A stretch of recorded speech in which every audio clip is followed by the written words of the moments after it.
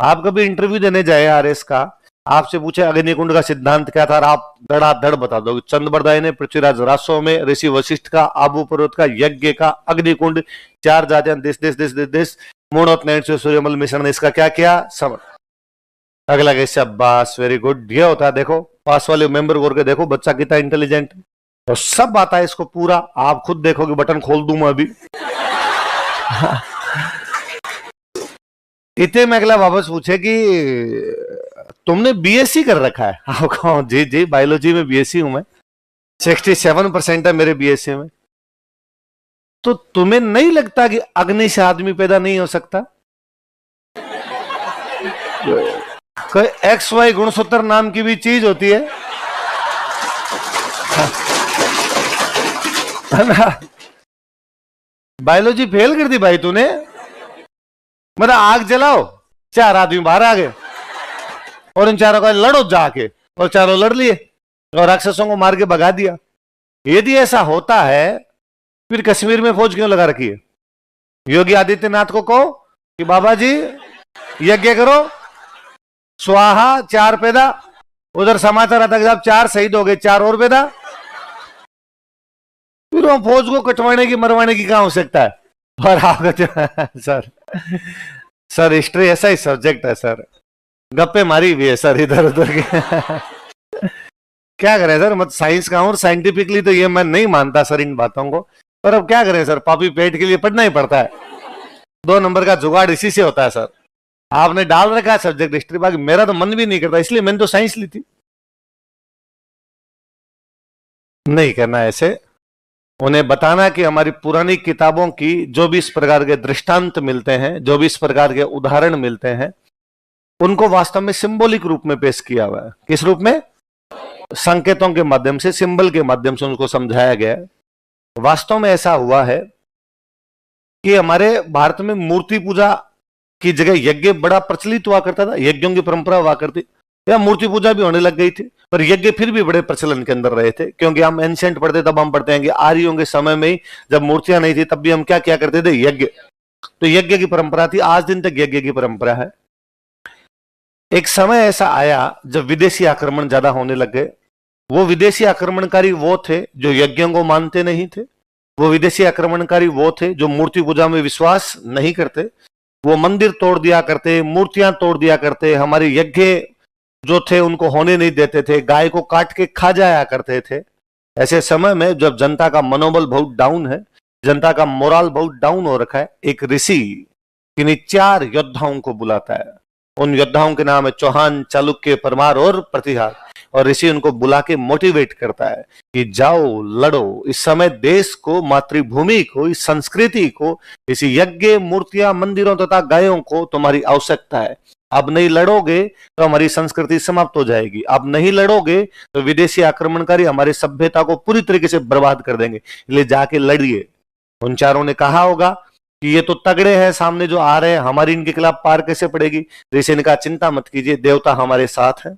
हम एक यज्ञ करते हैं, यज्ञ के माध्यम से देवताओं का आह्वान करते हैं। एक यज्ञ किया होगा, यज्ञ में 4 योद्धा बिठाए होंगे और बिठा का होगा, हे देवताओं अपनी तमाम ताकत, शक्ति, वीर्य, बल इन योद्धाओं को प्रदान कीजिए ताकि जाएं हमारी मातृभूमि की रक्षा करें। उन चारों का कॉन्फिडेंस बढ़ा होगा, वो 4 गए होंगे, आक्रमणकारियों को रोका होगा। न कि यज्ञ की अग्नि के माध्यम से आदमी निकाल दिए गए। है बात समझ में?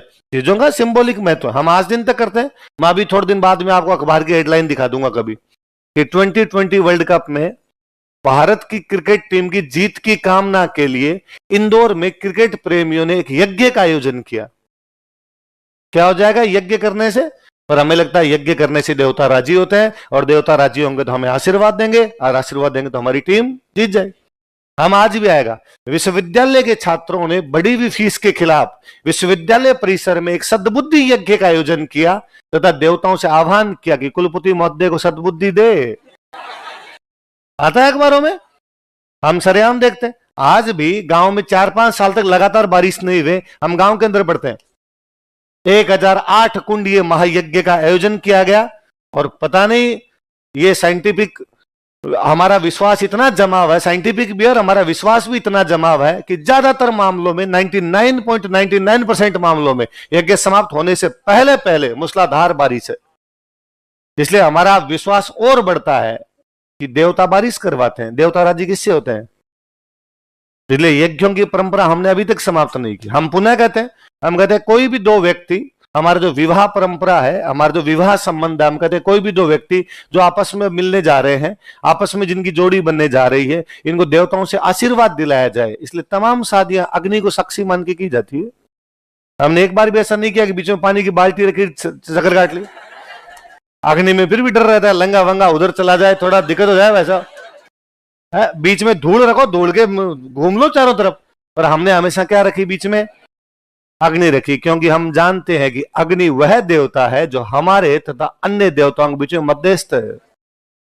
अग्नि वह देवता है जो हमारे तथा अन्य देवताओं के बीच में, 2010 के प्रीलिम्स का सवाल है, उस देवता का नाम बताइए जो मनुष्यों तथा बाकी देवताओं के बीच में मध्यस्थ का कार्य करता है।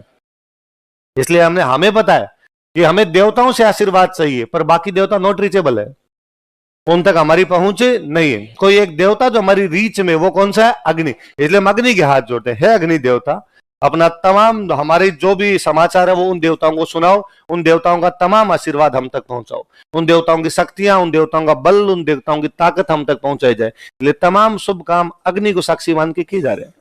इसलिए हम भले गृह प्रवेश करें तो भी यज्ञ कर रहे हैं, हम शादी करें तो भी यज्ञ कर रहे हैं, और दूसरा शुभ काम करें तब भी क्या कर रहे हैं? इवन आप अभी तक अपने घरों में ज्यादा कोई बीमार होने लग जाता ना, तो भी कोई शायना कहता है एक बार होम कर लो, घर शुद्ध हो जाएगा थोड़ा, है ना? क्यों है? क्योंकि हम मानते हैं कि इससे देवताओं का वास हो जाएगा। हमारा विश्वास लंबे समय से बना हुआ है, वो सब चल रहा है। इसलिए आज दिन तक हम अब हम मूर्ति पूजा करते हैं, यज्ञों का प्रचलन कम हो गया है, लेकिन फिर भी देखिए अग्नि कितनी महत्वपूर्ण है। कि मंगलवार है, मंगलवार को मम्मी घर में चूरमा बनाती है, बालाजी की चढ़ाती है। बालाजी खीर चूरमा खाने वाले देवता, तो मम्मी भोग लगाती है उनके, तो चूरमा बालाजी की चढ़ाती है। एक तरीका तो ये है कि मम्मी चूरमा बनाए और बालाजी की जाके मूर्ति के लगा दे, लो बालाजी खाओ। आप ही क्या याद रखोगे, मीठा चूरमा खिलाया। पर मम्मी ऐसा नहीं करती। मम्मी पहले चूल्हे से धूपिया लेके आती है, खीरा लेके आती है, पहले उस पर रखती है, वो रखती है उसके आगे, फिर उसके ऊपर चूरमा धीरे से रखती है, क्योंकि मम्मी जानती है बालाजी नॉट रीचेबल है। अग्नि के माध्यम से बालाजी को भोग लगाया जाएगा। इसलिए हम अग्नि देवता कहते हैं, अग्नि देवता आज का प्रसाद हमारी तरफ से आप बालाजी को दीजिए, है ना? हनुमान जी को बालाजी इसका हम प्रसाद चढ़ा उनको दीजिए। और अग्नि केवल डाकिया नहीं है, अग्नि अपने आप में देवता है। इसलिए जब अग्नि पर भी हम प्रसाद चढ़ाते हैं तो बहुत सावधानी पूर्वक, एकदम धीमे से। ये नहीं कि भाई मम्मी ने दूर से चूरमे की गोली बनाई, ला अग्नि, हाथ जल जाएगा, तू तो खा कैच। नहीं, मम्मी ऐसा नहीं कर रही है। मम्मी उस पे ऊपर भी एकदम धीमे से रख रही है, ताकि उसके माध्यम से किसके पास में चला जाए? हनुमान जी के पास में चला जाए। इसलिए अग्नि क्या है? अग्नि की परंपरा हमारे बहुत पुरानी है, हमारे हर शुभ काम में अग्नि है। वैसा वैसा ऋषि कर रहे हैं। एक ऋषि अपने 4 योद्धाओं का मनोबल बढ़ा रहे हैं। मनोबल बढ़ाने के लिए क्या कर रहे हैं? यज्ञ। अब यज्ञ से पहले उनका मोराल डाउन था, यज्ञ के बाद उनका मोराल अप। हमने 4 ऐसे लोग यज्ञ के बाद प्राप्त किए जिनका आत्मविश्वास बढ़ा है। तो बढ़े हुए आत्मविश्वास के लोग कब पैदा हुए? अग्निकुंड के बाद।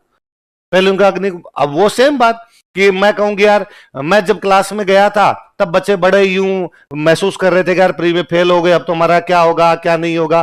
और एक आए टॉपर आए, और उन टॉपर ने आकर, मैं भी प्री में फेल हुआ था पर अगली बार मेरा आईएएस में हो गया था। उस दिन बच्चों को लगा घर पे जाकर किताबें फाड़ देंगे, तुम्हारा नया जन्म है। पहले का तुम्हारा रूप अलग है, बाद का तुम्हारा रूप अलग है। तो इन कहानियों का सिंबॉलिक महत्व है। इसलिए कभी कोई इंटरव्यू में पूछे तब भी, कभी कोई मजाक उड़ाए तब भी कहेगा यार तुम्हारे तो क्या राजस्थान की कहानियां रे, राजस्थानी कहानियों में तुम्हारा अग्नि से आदमी उत्पन्न हो जाता, उसको गणा बुंगल नहीं होता। हम भी जानते हैं, तेरे से ज्यादा साइंस पढ़ी हुई है, पर चीजों के दूसरे अर्थ भी होते हैं। इसका दूसरा अर्थ हुआ है, याद रहेगी बात। चलो दूसरा लिखो।